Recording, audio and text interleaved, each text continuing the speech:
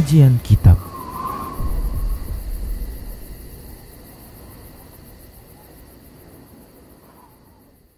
Bismillah, assalamualaikum warahmatullahi wabarakatuh.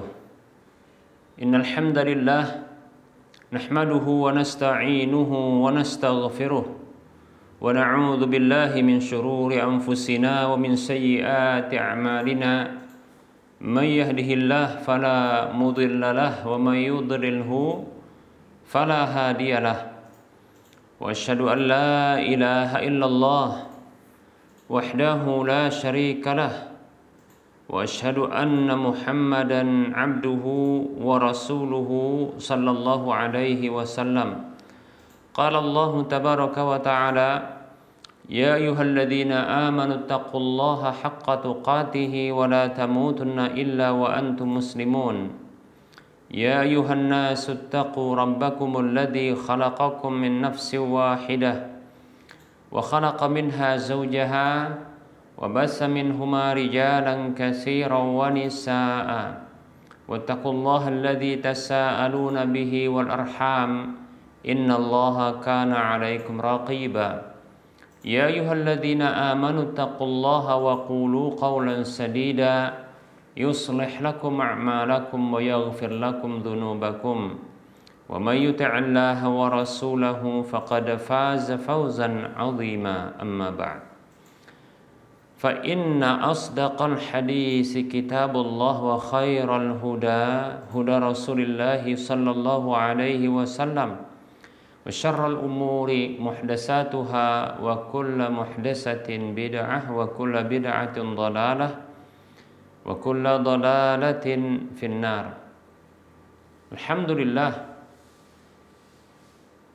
segala puji hanya untuk Allah tabaraka wa ta'ala, Zat yang selalu memberikan nikmat dan kebaikan kepada para hamba. Salawat dan salam tak lupa untuk kita ucapkan, terhadiahkan untuk Rasulullah sallallahu alaihi wasallam.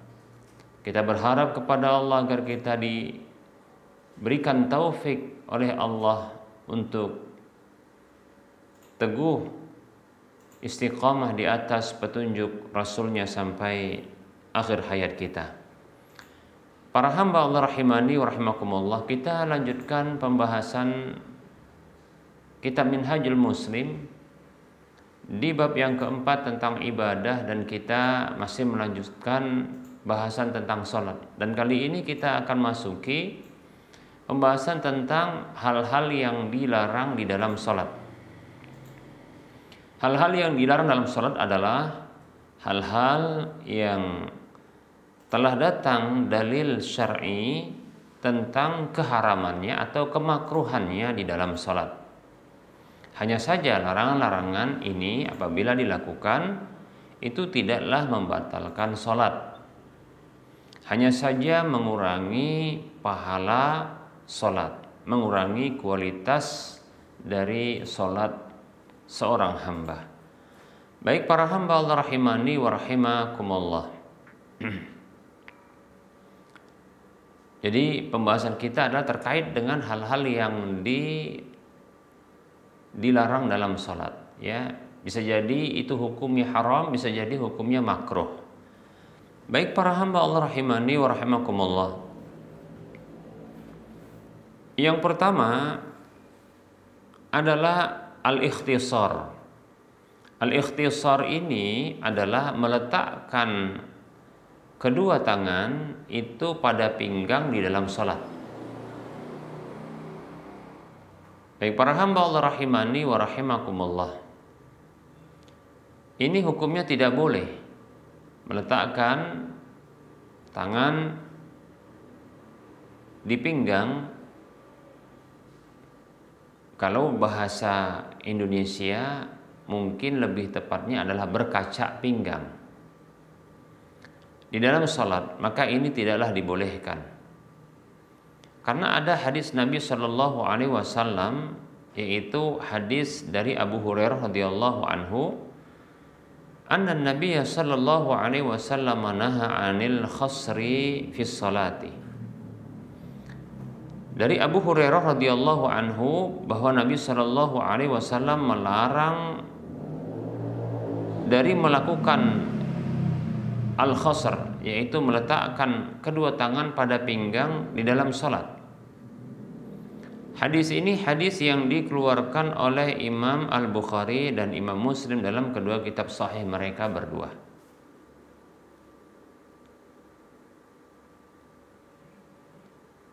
Kemudian ada hadis yang lain, hadis yang diriwayatkan oleh Imam Al-Bukhari dalam kitab sahih beliau dari Ibunda Aisyah radhiyallahu anha, annaha kanat takrahu an yaj'al al-musalli yadahu fi khasiratihi wa taqulu innal yahuda taf'aluhu. Dari Ibunda Aisyah radhiyallahu anha bahwasanya beliau tidak menyukai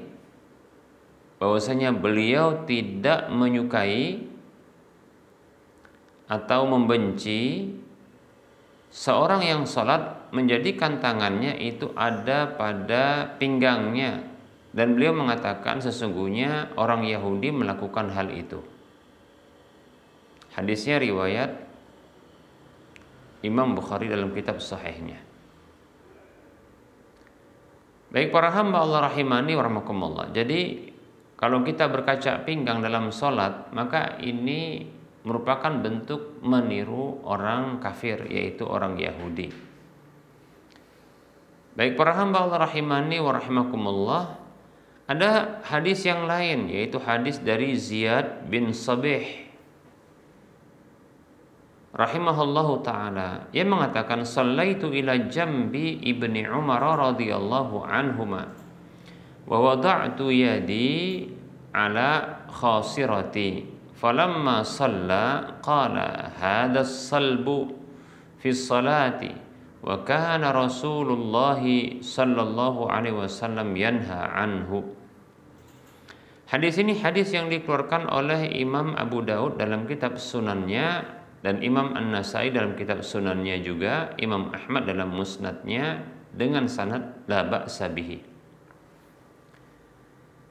Ziyad bin Sabih rahimahullahu ta'ala mengatakan, aku pernah sholat di samping Abdullah bin Umar radhiyallahu anhuma, dan aku meletakkan tanganku itu pada pinggangku. Maka tatkala dia telah sholat, maka tatkala ia selesai sholat, ia mengatakan hada as-salbu fis salati, ini tindakan ini seperti salib dalam sholat. Ya. Dan Rasulullah Shallallahu alaihi wasallam melarang hal itu. Ya, jadi ini ada beberapa riwayat hadis ya dari sahabat yang menunjukkan pemberitahuan adanya larangan Rasulullah SAW terkait dengan kaca pinggang dalam salat, berkaca pinggang dalam salat. Yang pertama hadis Abu Hurairah radhiyallahu anhu, kemudian hadis Aisyah radhiyallahu anha, dan hadisnya Abdullah bin Umar radhiyallahu anhuma. Nah, ini menunjukkan memang dilarang karena ada penguatnya. Demikian, ya. Imam As-Sindi mengatakan wahai atus salbi fi salati an yada'a yadaihi ala khasirataihi wa yujafiya baina adidaihi fil qiyami. Imam As-Sindi mengatakan kondisi salib dalam salat adalah ia meletakkan kedua tangannya pada dua pinggangnya dan membentuk rongga itu di antara lengannya ketika berdiri. Nah, seperti ini barangkali ya, ada rongga seperti itu. Nah, itu bentuk salib. Demikian. Ya, kalau kita bayangkan memang demikian. Ya. Bentuk salib. Sebenarnya sama juga kalau kita merenggangkan tangan seperti ini.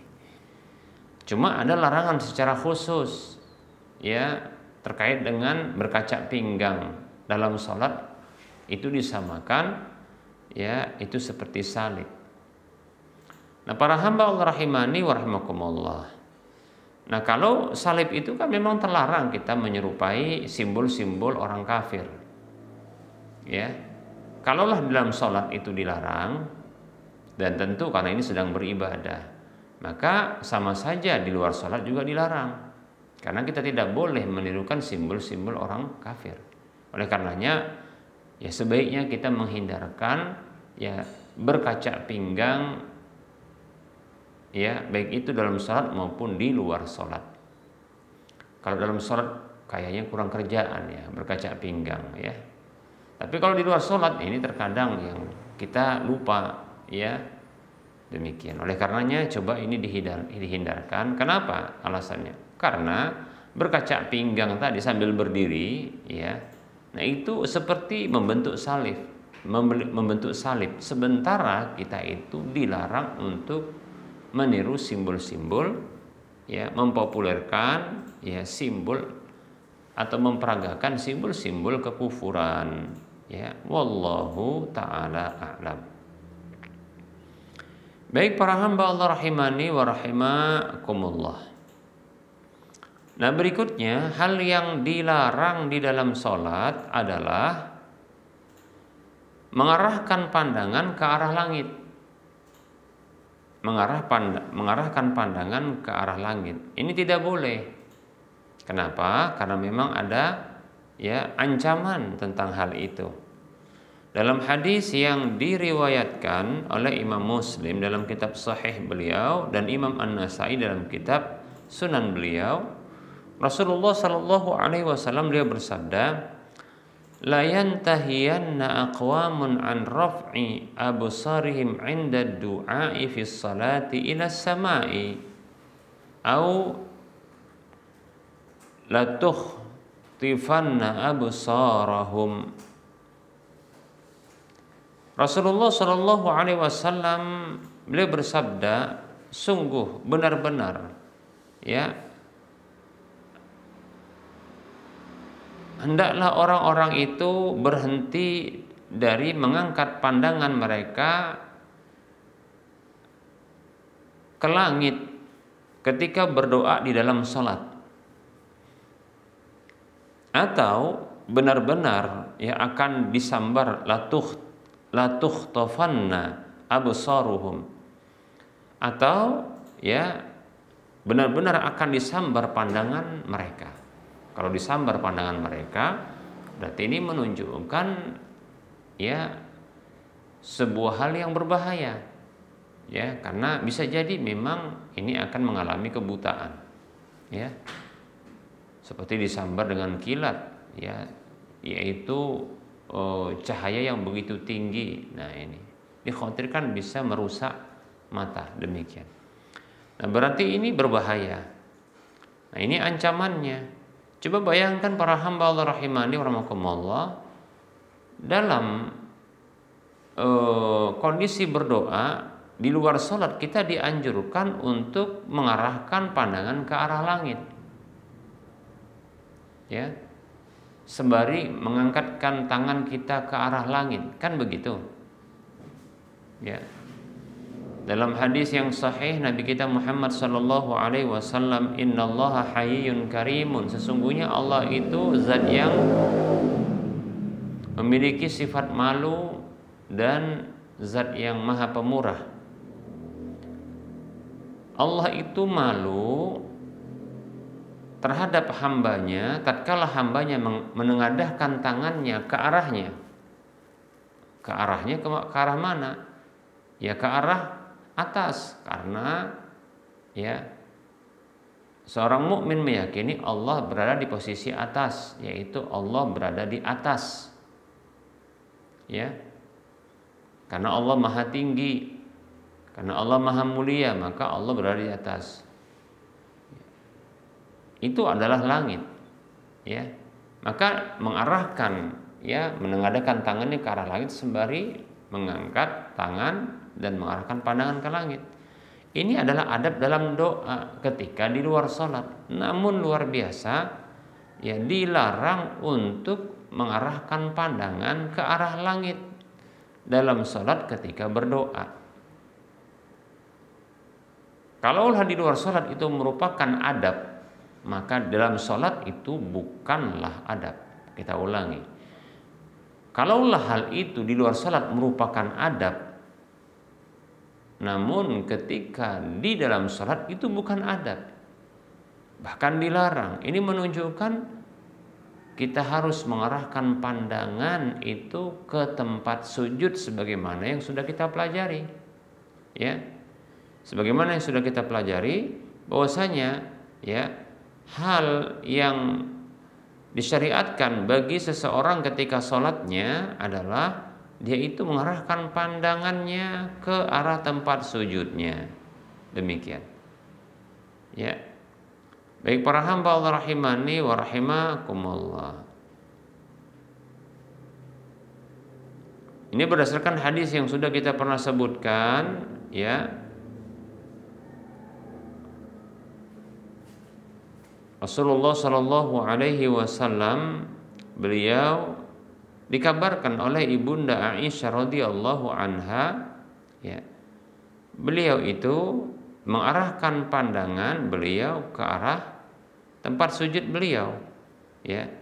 Kata ibunda Aisyah radhiyallahu anha, lamma dakhala Rasulullah sallallahu alaihi wasallam al-Ka'bata ma khalafa basaruhu mawdi'a sujudihi hatta kharaja minha. Hadisnya riwayat Al-Hakim dan disahihkan oleh Syekh Al-Albani rahimahullahu taala. Ibunda Aisyah radhiyallahu anha mengatakan tatkala Rasulullah sallallahu alaihi wasallam masuk ke Ka'bah, maka pandangan beliau tidaklah meleset atau tidaklah terpaling dari tempat sujud beliau sampai beliau keluar darinya. Demikian. Masya Allah. Ya. Jadi demikian, ya. Ya. Ini menunjukkan tegas, keras untuk mengarahkan pandangan sholat itu ke arah tempat sujud, ya, bukan kepada yang lainnya. Ya. Adapun ketika dalam kondisi tasyahud, ya, duduk tasyahud dan mengisyaratkan dengan jari, maka diarahkan pandangan itu ke arah jari telunjuk. Demikian berdasarkan hadis dari Abdullah bin Umar radhiyallahu anhuma bahwa Nabi sallallahu alaihi wasallam kana idza jalasa fi sholati wada'a yadayhi ala rukbatayhi wa rafa'a isba'ahu al-yumna allati talil ibhama fada'a biha wa rama bi basarihi ilaiha wa yadahu al-yusra ala rukbatihi al-yusra basitaha 'alaiha. Hadis ini hadis yang dikeluarkan oleh Imam Muslim. Abdullah bin Umar radhiyallahu anhu mengkabarkan bahwa Nabi Shallallahu alaihi wasallam dahulu apabila duduk dalam salat, maksudnya duduk tasyahud, beliau meletakkan kedua tangan beliau pada lutut beliau dan mengangkat jari kanan beliau yang setelah ibu jari, berarti telunjuk. Dan lalu beliau berdoa ketika itu sembari mengarahkan pandangan beliau ke arah jari tersebut dan meletakkan tangan kiri di paha kiri atau di lutut kiri sembari membentangkannya. Demikian, ya, membentangkan di atasnya. Baik para hamba Allah rahimani wa rahimakumullah. Nah ini dia. Nah kalau gitu ketika ketika mengarahkan pandangan ke selain itu terlarang, ya. Doa saja, ketika doa yang di luar sholat itu dianjurkan untuk mengarahkan pandangan ke langit. Di dalam sholat itu malah dilarang. Demikian, dalam sholat itu malah dilarang.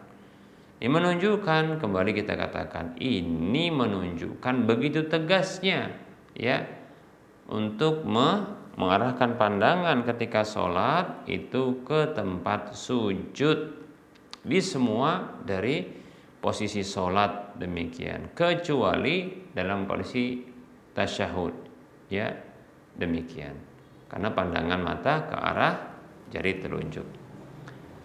Baik para hamba Allah rahimani wa rahimakumullah,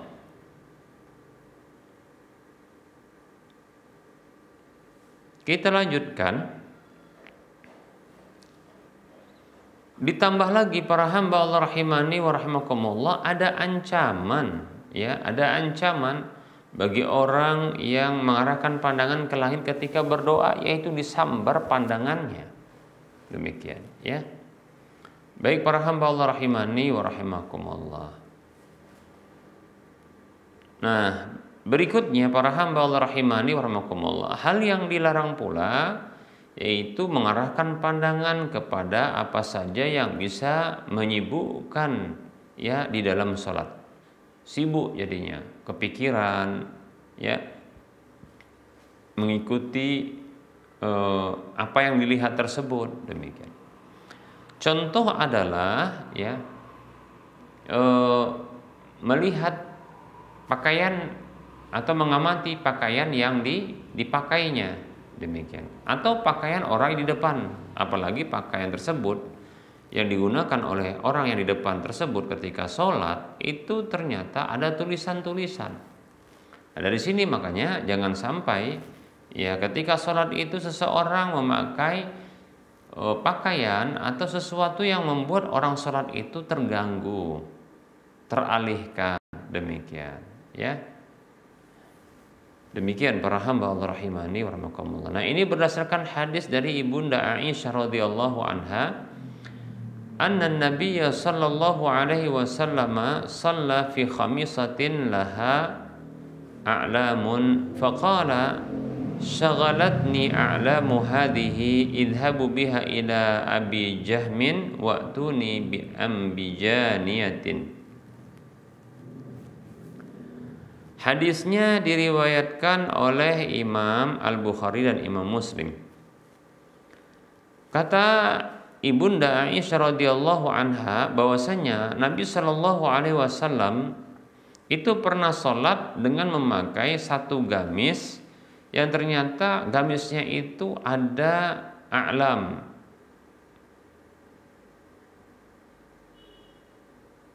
Ada a'lam, ya. Ada tanda-tanda seperti mungkin corak-corak, demikian, ya. Maka Rasulullah bersabda sallallahu alaihi wasallam, ya, corak-corak ini menyibukkanku. Maka pergilah, ya, kalian kepada Abu Jahm dan datangkanlah gantinya dengan ambijaniyah, ya, pakaian yang lain. Demikian. Ambijaniyah kalau tidak salah ini pakaian yang lebih tebal, ya, yang polos. Demikian, ya. Baik para hamba Allah rahimani wa rahimakumullah. Tapi ini bukan berarti, ya, pengharaman, ya, atau pelarangan untuk memakai pakaian yang bercorak, bukan, ya, bukan larangan memakai pakaian yang bercorak, ya, baik itu dalam sholat maupun luar sholat, tidak, ya. Kenapa? Karena Rasulullah, ya, ternyata beliau terganggu dengan, ya, corak-corak tersebut. Nah, sehingga beliau mengatakan beliau terganggu, ya, tersibukkan oleh corak tersebut karena beliau mengamatinya. Mungkin tidak biasa hal itu. Oleh karenanya, ya, bagi orang yang dia bisa terganggu dengan sesuatu, maka dia jangan menggunakan dan jangan, ya, berdiri di samping orang yang memakai pakaian yang bisa mengganggunya. Demikian, ya. Nah, dari sini kelirulah orang-orang yang memakai kaos atau pakaian yang bertuliskan di belakang, ya, ada tulisan di belakang. Yang ini akan membuat orang yang di belakang dia itu akan memperhatikan tulisan tersebut, ya, tanpa disadarinya. Demikian para hamba Allah rahimani wa rahimakumullah, ya. Nah, dari sini para ulama menyebutkan, ya, termasuk hal yang dilarang dalam sholat adalah memandang kepada sesuatu yang menyibukkan diri dalam sholat. Demikian. Baik para hamba Allah rahimani wa rahimakumullah, barangkali ini saja materi yang bisa kita sampaikan pada pertemuan kali ini, ya. Tentunya dalam penyampaian ini banyak kesalahan dan kekurangan. Kepada Allah saya mohon ampun, dan kepada para pemirsa dan para pendengar Rosyad TV semuanya saya mohon maaf, ya. Para pemirsa Rosa TV dan para pendengar Radio Medan Mengaji, saya mohon maaf ya, dan yang lainnya tentunya. Baik para hamba Allah rahimani rahimakumullah, kebenaran itu datang dari Allah, maka ambillah. Kekurangan dan kesalahan itu datang dari saya pribadi dan bisikan syaitan, maka ya abaikan, tinggalkan, dan jangan lupa maafkan. Sebelum kita mengakhiri perjumpaan ini, seperti biasa kita memberikan motivasi kepada saudara seiman, saudara seislam. Mari kita berlomba-lomba dalam kebaikan, yaitu berdonasi untuk membangun Masjid Al-Muwahhidin.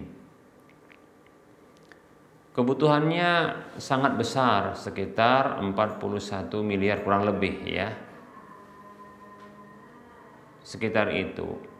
Nah, ini sebenarnya peluang besar bagi kita untuk kita bisa memiliki sebuah rumah di surga. Karena siapapun yang membangun ya rumah Allah di permukaan bumi ini, maka Allah Subhanahu wa taala akan membangun untuknya sebuah rumah di surga. Demikian ya. Nah, ini peluang juga bagi kita untuk kita memiliki pahala yang minimalnya 700 kali lipatnya. Karena setiap apa saja yang kita infakkan di jalan Allah, maka akan diganti oleh Allah atau ditumbuh kembangkan itu menjadi 700 kali lipatnya. Dan ini peluang besar bagi kita, bagi siapapun yang menginginkan pahala yang terus mengalir ya, tatkala nanti dimanfaatkan ya, walaupun sudah wafat, maka ini akan terus mengalir. Coba bayangkan, ini akan dipergunakan di dalamnya untuk sholat 5 waktu ya, sholat sunat, momen taraweh nanti ketika Ramadan. Begitu juga kajian-kajian ilmiah yang sifatnya rutin dan berkala seperti daurah, tablik akbar. Begitu juga kegiatan-kegiatan sosial. Maka mari ya kita berjibaku, tolong menolong, berlomba-lomba dalam kebaikan untuk membangun Masjid Al-Muwahhidin. Silakan transfer ke nomor rekening Bank Syariah Indonesia di nomor 7127485 555 atas nama Yayasan Lajnah Dakwah Medan Kulibang 451. Semoga Anda termotivasi dan semoga bermanfaat. Mohon maaf atas segala kekurangan. Kita ketemu lagi di lain kesempatan. Wassallallahu ala Muhammad wa ala alihi wa ashabihi ajma'in. Subhanakallahumma wa bihamdika asyhadu an la ilaha illa anta astaghfiruka wa atubu ilaika walhamdulillahirabbil alamin. Wassalamualaikum warahmatullahi wabarakatuh.